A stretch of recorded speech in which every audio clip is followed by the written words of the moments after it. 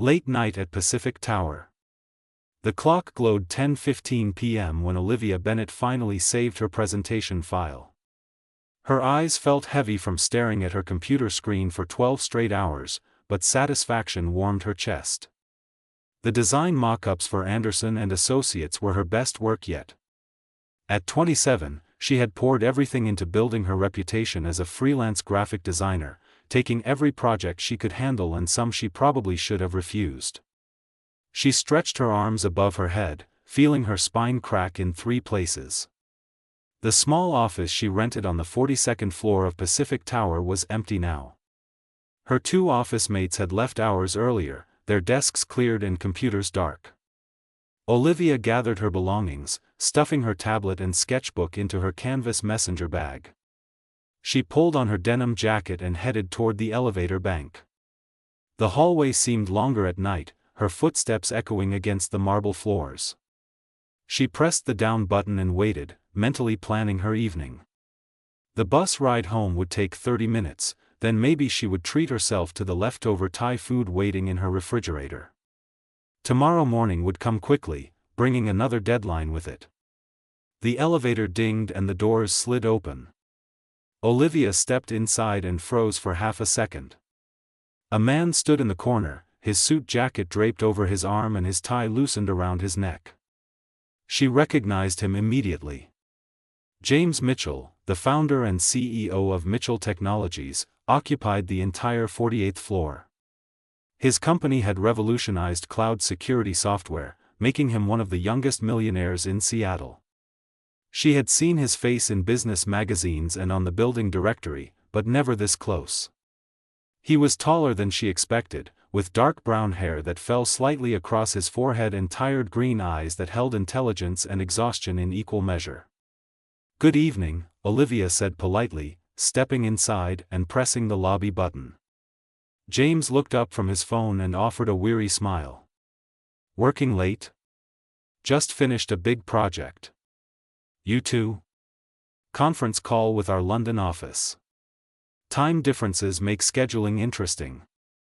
He pocketed his phone and leaned against the elevator wall. "You work on 42? "Yes, I rent a small office space." "Graphic design." "Olivia Bennet?" he asked, surprising her completely. Her eyebrows rose. "How did you know my name?" "I saw your design work for the Children's Hospital fundraiser last year. The posters were remarkable. You have a gift for making people feel something through visual storytelling." Before Olivia could respond to the unexpected compliment, the elevator jerked violently. She stumbled sideways, catching herself against the handrail as James reached out instinctively to steady her. The lights flickered twice, then dimmed to the pale glow of emergency backup lighting. The elevator shuddered once more and stopped completely. An automated voice crackled through the speaker system. "Attention! This elevator has experienced a mechanical failure. Please remain calm. Emergency services have been contacted. Estimated response time is 60 to 90 minutes. Olivia felt her stomach drop. 90 minutes. Trapped in an elevator with James Mitchell. She glanced at him, trying to gauge his reaction. James pulled out his phone and frowned at the screen. No signal. Steel cage effect. He looked at Olivia with an expression that seemed almost amused. "Well, this certainly was not in my plans for the evening. Are you claustrophobic?" "No, thankfully. Just surprised. These things happen in older buildings. The backup systems will keep us safe."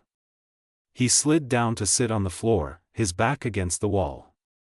"We might as well get comfortable. No point standing for the next hour." Olivia hesitated, then carefully lowered herself to sit opposite him, crossing her legs beneath her. The space suddenly felt much smaller with both of them at floor level. The emergency lights cast strange shadows across his face, making the situation feel oddly intimate. "So," James said, loosening his tie further and unbuttoning his collar. "Tell me something about Olivia Bennet that I would not find in a portfolio or resume." The personal question caught her off guard. Why would my life interest someone who runs a tech empire? Someone who runs a tech empire, he repeated with a slight smile. That makes me sound like a movie villain. I am just a person who happens to have a company. And right now, I am a person stuck in an elevator who would rather have an interesting conversation than stare at the walls for 90 minutes. Olivia found herself relaxing slightly. His tone was genuine, not the polished corporate voice she had expected. I volunteer at the art therapy program at Seattle General. Teaching painting to patients recovering from trauma. It helps them process emotions they cannot put into words. James's expression shifted, something like respect flickering in his tired eyes. That sounds meaningful. How did you get involved? My father had a stroke 2 years ago. During his recovery, he could not speak clearly, but art therapy helped him communicate what he was feeling. I saw how powerful it was and wanted to help others experience that same connection. Is your father doing better now? Much better, thank you. He still has some speech difficulties, but he has regained most of his mobility. It was a long journey. Olivia paused, surprised at herself for sharing something so personal. Maybe the strangeness of the situation had lowered her guard. What about you? What does James Mitchell do when he is not building security software? He was quiet for a moment, as if deciding how honest to be. Honestly? I work. That is about it.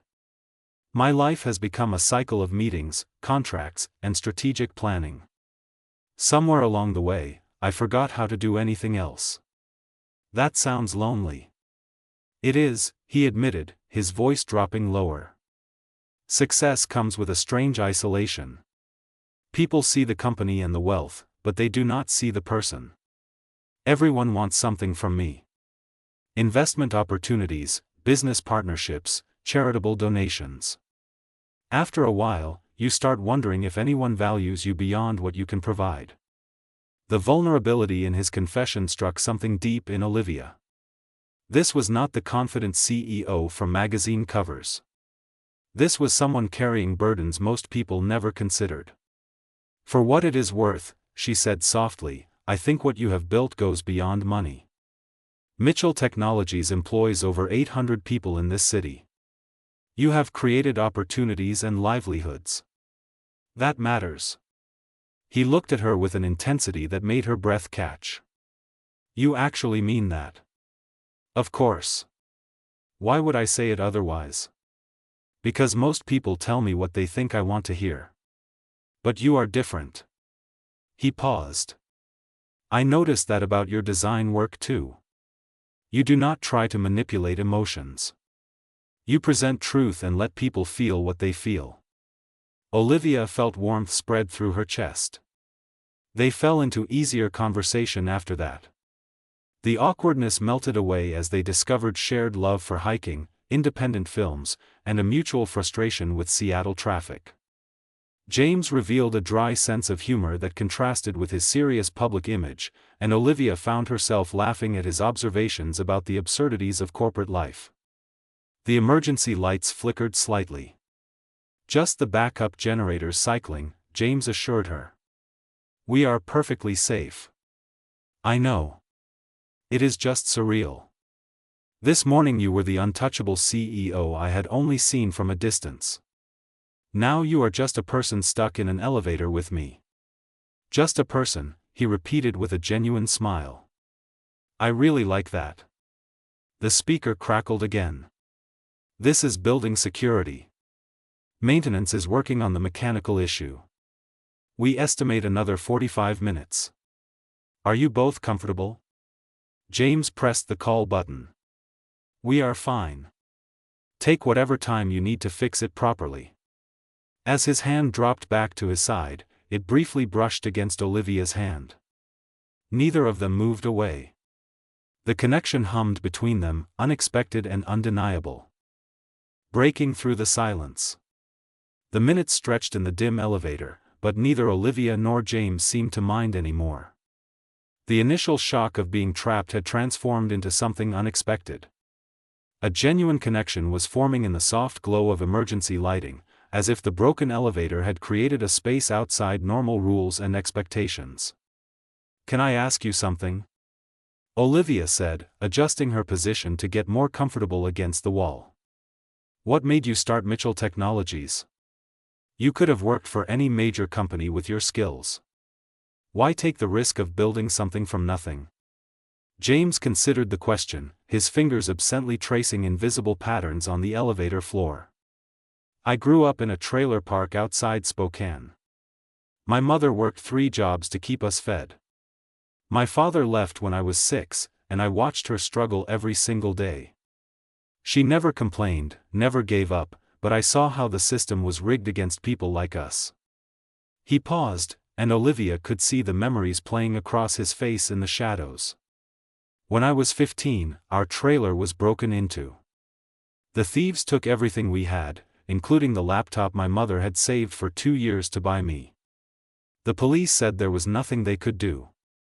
No security cameras, no way to track stolen goods. That night, I decided I would create technology that could protect people who could not afford expensive security systems." Olivia felt her throat tighten at the emotion in his voice. "That is beautiful. And rare. Most people forget where they came from once they achieve success. I could never forget. Every decision I make at the company, I think about my mother.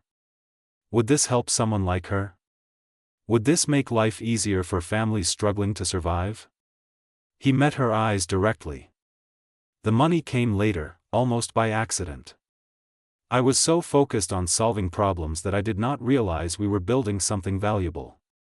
Where is your mother now?" A sad smile crossed his face. "She passed away 5 years ago. Heart attack. She got to see the company succeed, got to live in a real house for her last 3 years. But I wish I had more time with her. I was so busy building the business that I missed moments I can never get back." Olivia reached out without thinking and touched his hand. "She must have been so proud of you. Not just for the success, but for staying true to your purpose." James looked down at her hand on his, then gently turned his palm up to hold her fingers. "Thank you for saying that. Most people assume my motivation was always money and power." "People make a lot of assumptions," Olivia said softly, very aware of his warm hand wrapped around hers. "They see the surface and think they understand the whole story. What about you?" James asked, his thumb absently brushing across her knuckles. "What is Olivia Bennett's whole story? Why graphic design instead of fine art? Your work has the soul of a painter."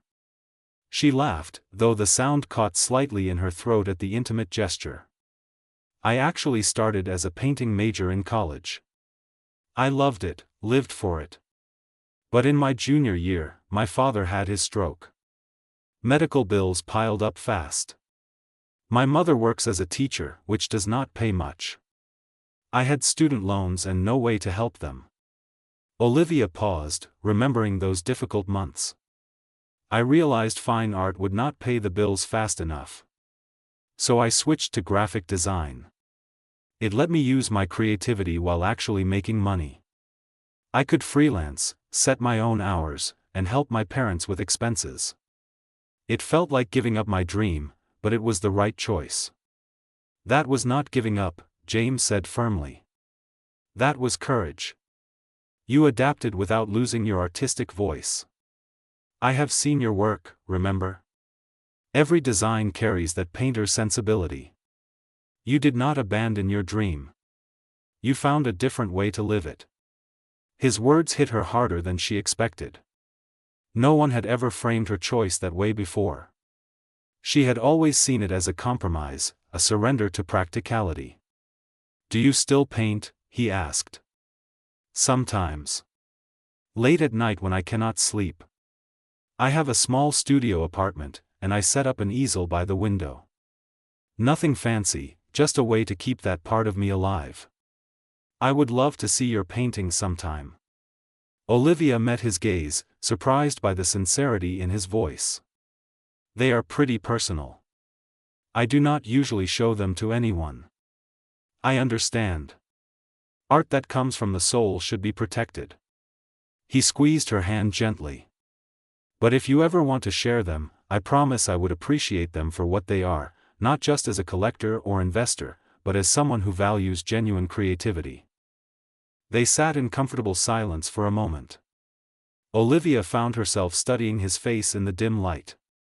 The strong line of his jaw, the way his eyes crinkled slightly when he smiled, the vulnerability that showed through his exhaustion. He was nothing like she had imagined. The man sitting across from her was complex, thoughtful, and surprisingly easy to talk to.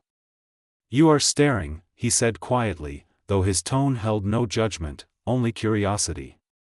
"Sorry. I was just thinking how different you are from your public image. In interviews and presentations, you seem so controlled and calculated. But right now, you are more human. More real. Maybe that is because you are the first person in years who has talked to me like I am human instead of a business opportunity." He shifted slightly closer. "Do you know what it is like to walk into a room and have everyone change? Conversations stop. People start performing. Everyone has an agenda, an angle, something they want from you." The loneliness in his voice made Olivia's heart ache. "That sounds exhausting." "It is. I have learned to keep walls up, to maintain distance. It is safer that way. Less disappointing when people inevitably reveal their true motivations." He looked directly at her. "But sitting here with you, I do not feel the need for those walls. That is dangerous." "Why dangerous?" "Because you make me want to be honest. And honesty is a luxury people in my position cannot often afford. Every word I say publicly gets analyzed and scrutinized. Every relationship gets questioned. Is this person genuine or are they after something?" Olivia felt her pulse quicken. The air between them felt charged, heavy with unspoken feelings. "I think we all deserve moments of real connection. That is what makes us human instead of just machines going through motions." James held her gaze, and something shifted in his expression. Recognition, perhaps. Or longing. "I need to tell you something," he said, his voice dropping lower. "And maybe it is the exhaustion talking, or the strangeness of this situation. But if I do not say it now, I might never have the courage again." Olivia's heart hammered against her ribs. "I am listening. 6 months ago, I attended the Children's Hospital fundraiser where your designs were displayed. I was there for networking, doing my duty as a donor. But then I saw your work. The posters you created told stories without words. They made me feel hope and sadness and determination all at once. I asked who designed them." He paused, his eyes never leaving hers. "Someone pointed you out across the room. You were talking to one of the nurses, laughing at something she said. And I thought you were the most captivating person I had ever seen. Not just beautiful, though you are. But there was something in your expression. Joy mixed with purpose. Kindness that seemed genuine." Olivia could barely breathe. "Why did you not introduce yourself?" "Because I am James Mitchell, CEO. Any interaction would have been colored by that. You would have been professional and polite, but guarded. I would never know if your responses were real or calculated. So I kept my distance and admired you from afar like some pathetic character in a story." He laughed softly at himself. "I looked up your work after that night. I followed your portfolio online. I even drove past your building a few times, telling myself I had business meetings nearby. And tonight, when I saw you waiting for the elevator, I sent my driver home so I could ride down with you. I hoped for just a few minutes of conversation." Olivia felt tears prick her eyes. "I thought I was invisible to people like you." "People like me," he repeated gently. "There you go again with those walls. I am just a person, Olivia. A person who has spent 6 months hoping for a chance to talk to you. And now, trapped in this elevator, Hearing you speak about your life and your dreams, I am realizing that everything I imagined about you was correct. You are extraordinary." The confession hung in the air between them. Olivia felt her carefully constructed professional distance crumbling. "I have seen you around the building," she admitted, her voice barely above a whisper. "I told myself you existed in a completely different world. But I noticed you. The way you hold doors for people. The way you remember the security guard's name. The way you stop to listen when someone talks to you instead of just waiting for your turn to speak." She took a shaky breath. "I admired you from a distance too. And I convinced myself that was all it could ever be. Admiration from far away. But sitting here with you, seeing who you really are behind the title and the success, I am realizing my feelings were never just about professional respect. They were about being drawn to someone who stayed kind despite having every reason to become hard." James moved closer, closing the small distance between them. His free hand reached up to gently brush a strand of hair from her face. "What are we doing, Olivia?" "I do not know. But I do not want to stop." "Neither do I." The speaker crackled suddenly, making them both jump. "Attention, power has been restored to the elevator system. Normal operation will resume in 30 seconds. We apologize for the extended delay." They both looked up as the regular lights flickered on, harsh and bright after the dimness. The moment felt broken, reality rushing back in. James stood and extended his hand to help Olivia up. She took it, rising to her feet. They stood face to face, closer than professional courtesy would normally allow. "What happens now?" she whispered. "Now we return to the real world," he said, though his hand remained wrapped around hers. "But maybe the real world does not have to be what it was before tonight." The elevator lurched gently, then began its smooth descent toward the lobby, returned to reality. The elevator chimed softly, announcing their arrival at the ground floor. The doors slid open to reveal 2 security guards and a maintenance worker waiting with concerned expressions. The bright fluorescent lights of the lobby felt almost blinding after the dim emergency lighting they had grown accustomed to. "Are you both all right?" the older security guard asked immediately, his name tag reading Wilson. "We apologize for the malfunction. The backup generator failed to engage properly." "We are perfectly fine," James assured him, though his hand lingered on Olivia's for just a moment longer before releasing it. "Thank you for your quick response and for keeping us informed." They stepped out into the marble lobby, and Olivia felt the weight of returning to their normal roles. James straightened his tie and checked his phone, which immediately lit up with dozens of missed messages and notifications. She clutched her messenger bag, suddenly aware of how disheveled she must look after sitting on an elevator floor for over an hour. The maintenance worker approached James apologetically. "Mr. Mitchell, we will have a full report on your desk by tomorrow morning. This should not have happened. We will be inspecting all elevator systems in the building." "I appreciate that," James said in his professional CEO voice. Then he turned to Olivia, and his expression softened. "Miss Bennett, I hope this experience has not scared you away from working in this building." The formality of his words contrasted sharply with the warmth in his eyes. Olivia understood the performance required in front of the building staff. "Not at all, Mr. Mitchell. These things happen. Have a good evening." She walked toward the revolving door, each step feeling surreal. Had that really happened? Had she really shared her deepest feelings with James Mitchell? Had he really said he had been thinking about her for 6 months? The cool night air hit her face as she stepped outside, grounding her back in reality. "Olivia." She turned to find James standing in the doorway, having followed her out. The security guards were watching through the glass, but he seemed not to care anymore. "Don't regret what you said tonight," he said, using her first name in a way that sent warmth through her entire body. "I certainly don't regret anything." Then he smiled. Not the polished CEO smile from business magazines, but something genuine and slightly uncertain, as if he too was navigating unfamiliar territory.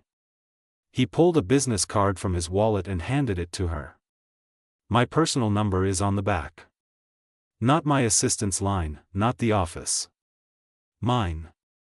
Use it if you want to continue what we started tonight." Olivia took the card, her fingers brushing against his. "I will." "Good." He hesitated, as if wanting to say more, then simply added, "Get home safely." She watched him walk back into the building before turning toward the bus stop. The card felt warm in her hand, and she could not stop the smile spreading across her face. Days of discovery. Olivia waited until she was home before looking at the card. She sat on her small couch, still wearing her jacket, and turned the elegant white business card over in her hands. The front had his company information printed in clean, professional font. On the back, written in pen, was a phone number and a simple note, "For real conversations, not business. James."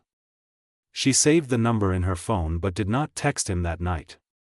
Part of her worried the elevator had been a bubble, a moment outside reality that would not survive in the light of day.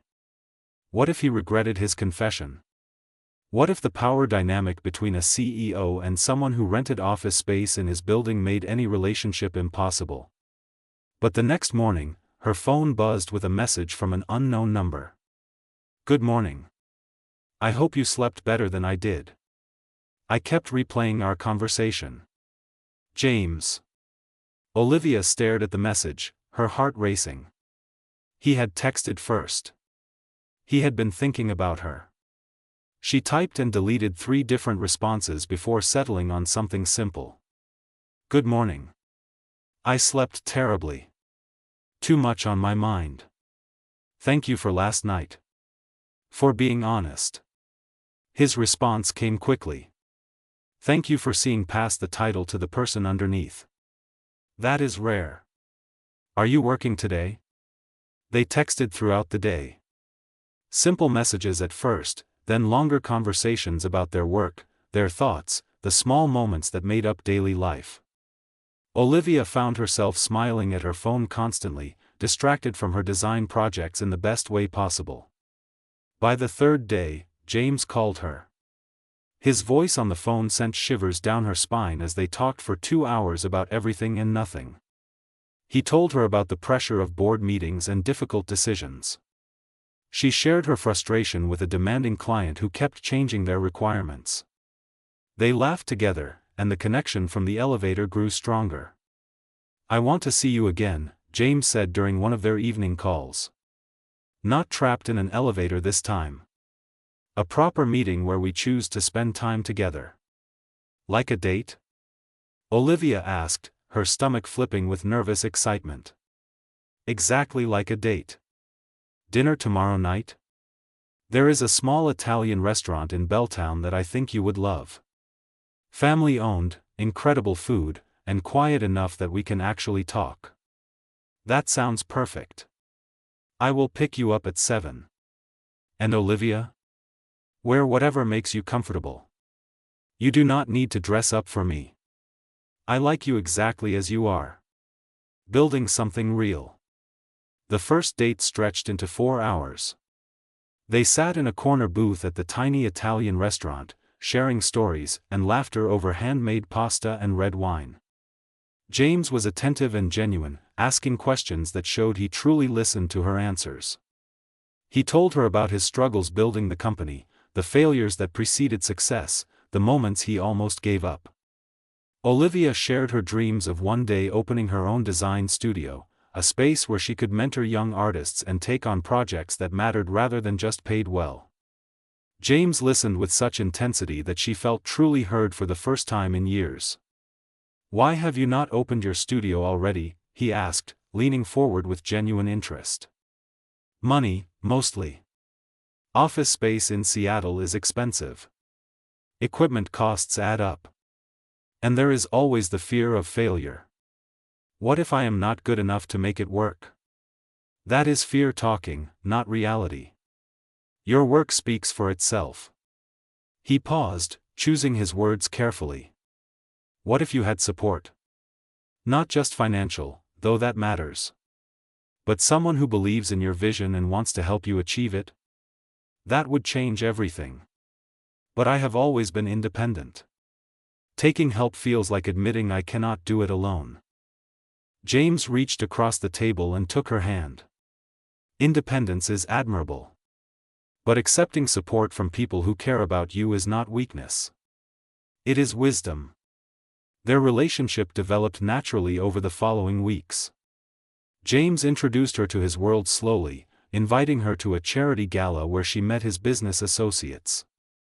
She brought him into her life too, taking him to the art therapy sessions at the hospital where he quietly observed her teaching patients to express themselves through color and form. Her friends were skeptical at first. Monica practically interrogated James when Olivia brought him to a casual dinner with her close circle. But his genuine interest in their lives and his self-deprecating humor won them over. He did not try to impress anyone with his wealth or status. He simply showed up as himself. James's business associates were equally curious about Olivia. Some were openly skeptical about their relationship, questioning whether she was interested in him or his money. But James shut down those conversations quickly and firmly. Olivia knew me for 6 months before we ever spoke. She built her own career and has her own dreams. Anyone who questions her integrity will find themselves excluded from my life. The intensity of his defense made Olivia fall even deeper in love with him. The surprise. 3 months into their relationship, James asked Olivia to meet him at an address in the Capitol Hill neighborhood. She arrived to find him standing in front of a beautiful brick building with large windows that flooded the interior with natural light. "What is this?" she asked, confused. "Come inside." He unlocked the door and led her into a spacious open studio. The main room had exposed brick walls, hardwood floors, and soaring ceilings. Smaller rooms branched off from the main space, perfect for private consultations or storage. "James, what are we doing here?" He turned to face her, his expression serious but excited. "I have been thinking about what you said on our first date. About wanting your own studio but being afraid to take the leap. So I bought this building." Olivia felt her knees go weak. "You bought a building?" "Not as an investment property. As a gift. For you. For your studio." He pulled papers from his jacket pocket. "The deed is in your name. No strings attached. This is yours to do with whatever you want. Open your design studio. Teach classes.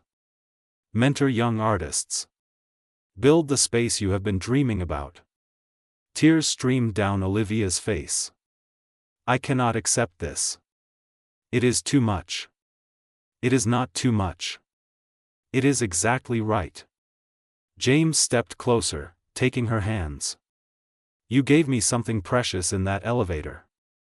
You saw me as a person, not as a CEO or a bank account.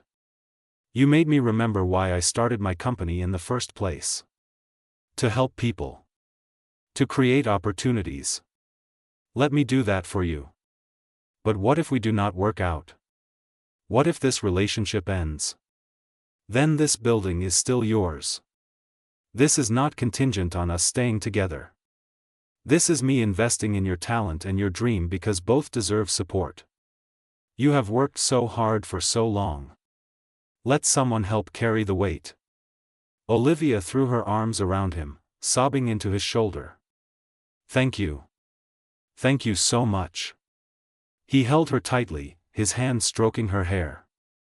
"You are going to do amazing things here. I believe in you completely." Opening day. 6 weeks later, Olivia stood in her studio wearing a navy dress and heels, greeting guests at the grand opening of Bennett Design Studio. Her father stood beside her in his wheelchair, his speech still slightly slurred but his pride evident in every word. Her mother cried happy tears while photographing every moment. The space had been transformed. Olivia's paintings hung on the brick walls, showcasing the fine art side she had never stopped creating. Design samples and portfolio pieces filled display cases. The smaller rooms had been converted into consultation spaces and a classroom for workshops. Monica hugged her tightly. You did it. You actually built your dream. With help, Olivia said, looking across the room to where James stood talking with some of her former clients. He caught her eye and smiled, and her heart swelled with love. Later that evening, after the guests had left and her parents had gone home, Olivia and James stood alone in the studio. She leaned against him, exhausted but happier than she had ever been. I still cannot believe this is real, she whispered. Believe it. You earned every bit of this success. He kissed the top of her head. I am so proud of you. None of this would have happened without that elevator malfunction. James laughed. Best mechanical failure ever. Who knew being trapped between floors could change everything? It was not the elevator that changed everything, Olivia said, turning to face him. It was you being brave enough to be honest. To let your walls down and show me who you really are. And you being brave enough to see me, James replied, cupping her face in his hands. I love you, Olivia Bennett.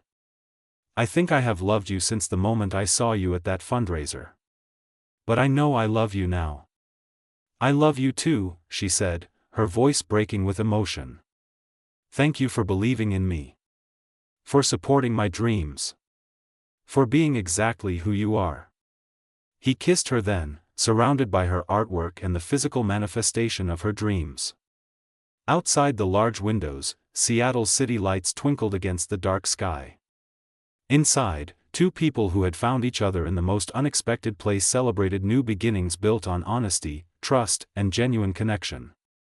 The elevator had trapped them together for 90 minutes. But what they built in that time would last far longer. True love, it turned out, did not care about social status or wealth. It only required two people brave enough to be vulnerable, honest enough to share their true selves, and willing enough to support each other's dreams. And as Olivia and James stood together in her studio, both knew their story was just beginning. The end.